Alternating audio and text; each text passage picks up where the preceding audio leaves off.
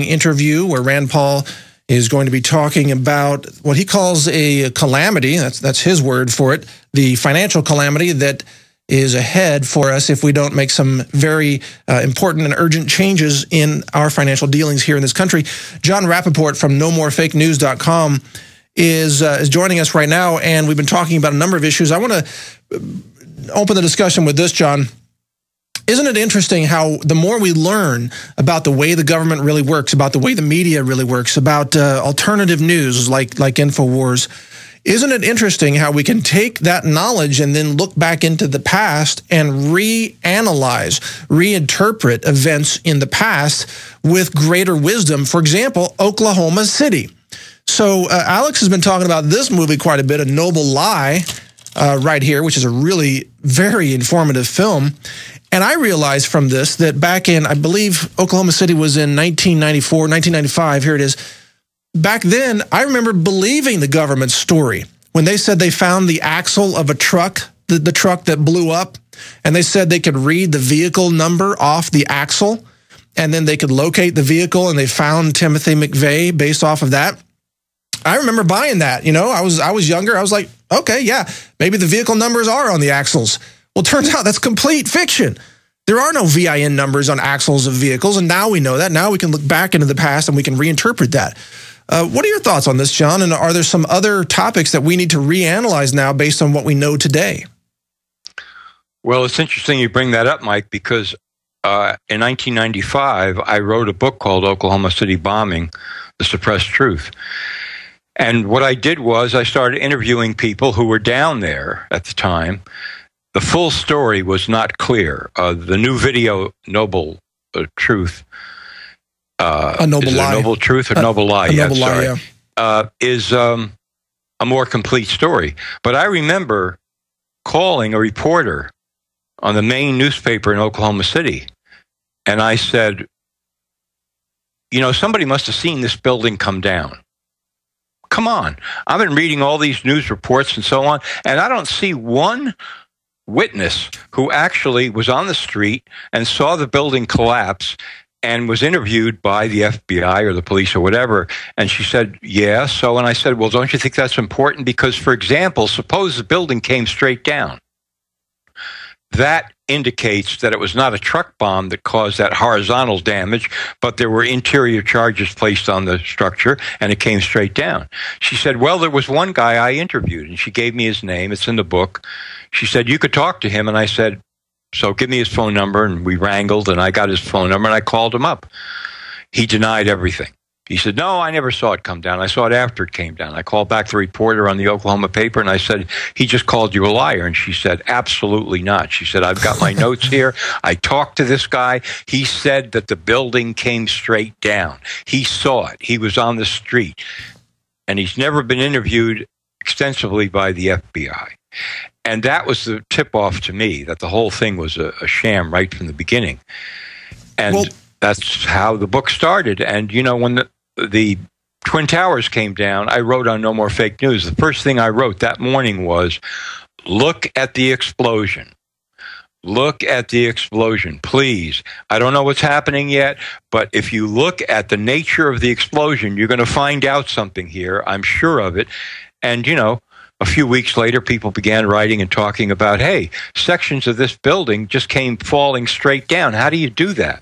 Yeah, exactly. I remember I had a friend who was in the Army at that time, and he was actually trained in the use of explosives in the Army, and he did the numbers for me and wrote down the numbers of how many feet per second of the blast wave and so on, and he said the Oklahoma City couldn't be from that truck bomb, and I didn't know what to make of it at the time. I didn't know, so what am I supposed to do? Well, now I know, and we'll be right back on the Alex Jones Show. Straight ahead, more on Oklahoma City. We're talking with investigative researcher Jon Rappoport.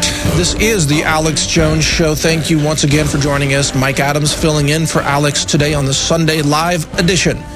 And in just about 20 minutes or so, Alex actually has an interview with Senator Rand Paul.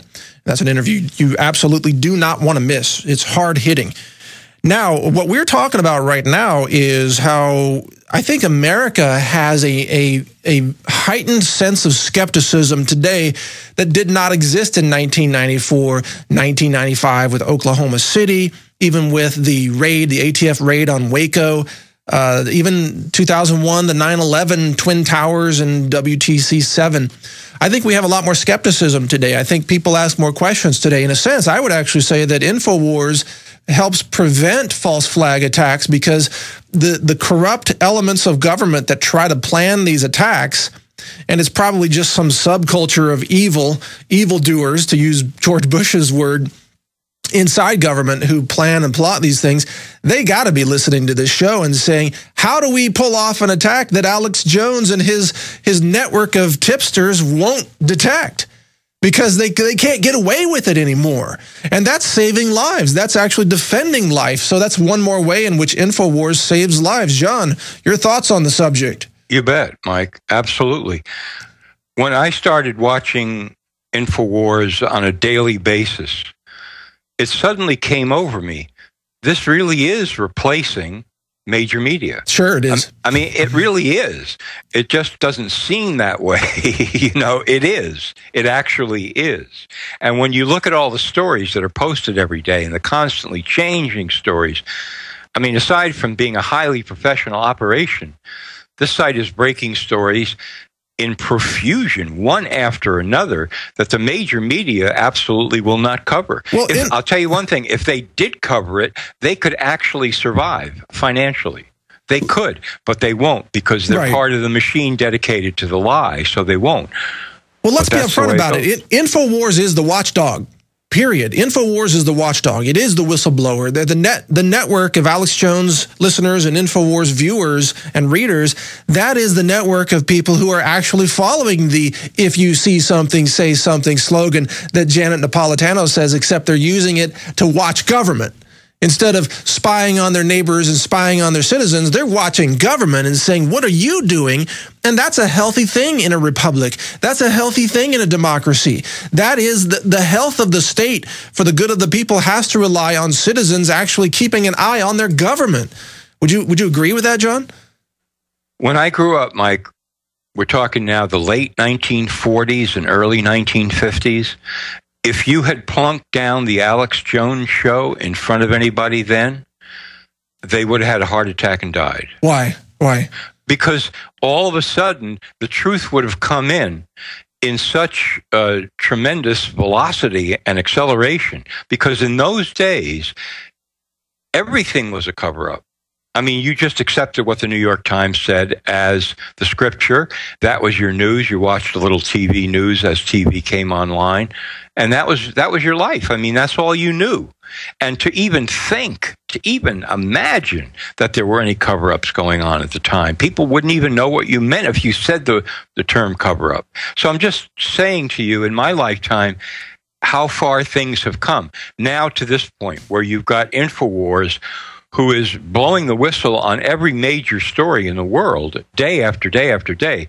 The mindset of people a mere 50, 60 years ago would have been stroking out, having heart attacks, falling down in the street.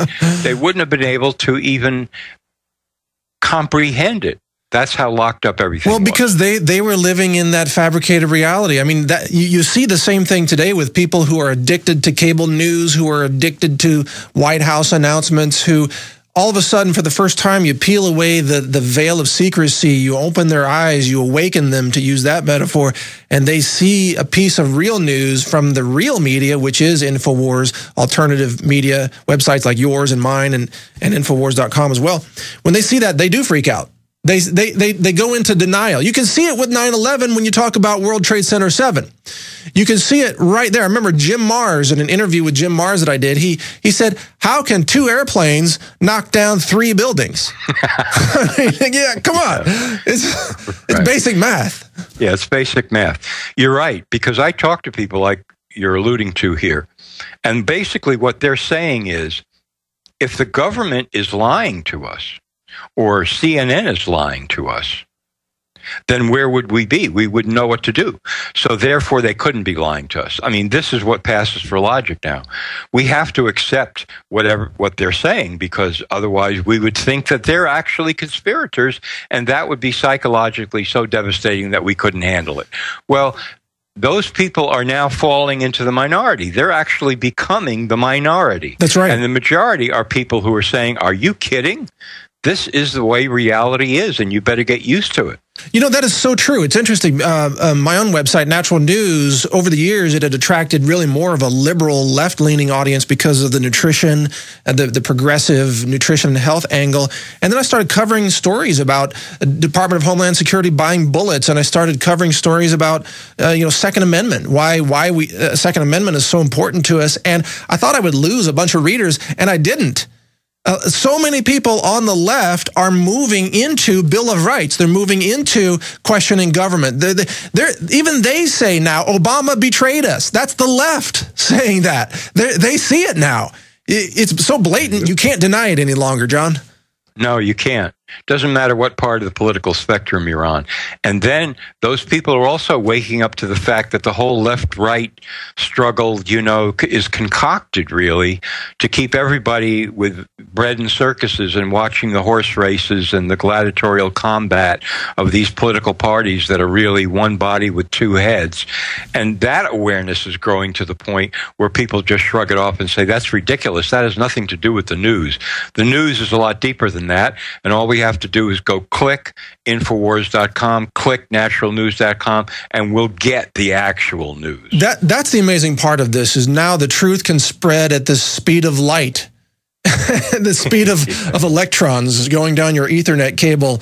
And I think this has got to be what's behind the big push to censor the internet, CISPA now. But before we get into that, I know you have comments on that, John. Let me bring in this new evidence of a cover-up of a third weapon in Operation Fast and Furious. New book claims that the FBI hid the existence of a third weapon recovered at the scene of murdered U.S. Border Patrol agent Brian Terry.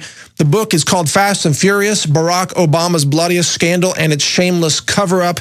And this book lays out this evidence that points to an FBI cover-up.